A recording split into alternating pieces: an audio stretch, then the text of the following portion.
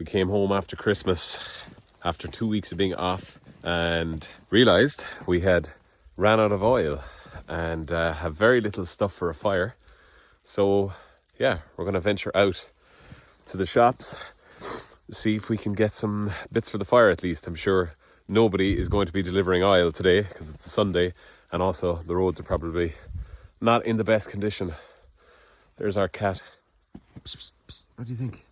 Anyway, first port of call is get this bad boy de-snowed.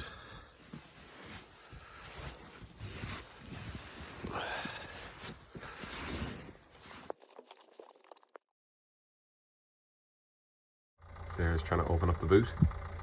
No shopping bags. A load of snow on the boot.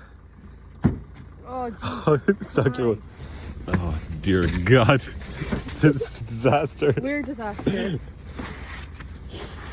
Another hand and socks are freezing. Right.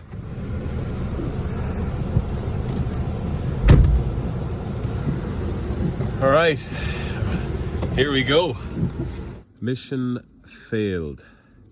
But there's a car down here stuck in the snow. So we're going to run down and see if we can give a bit of a hand.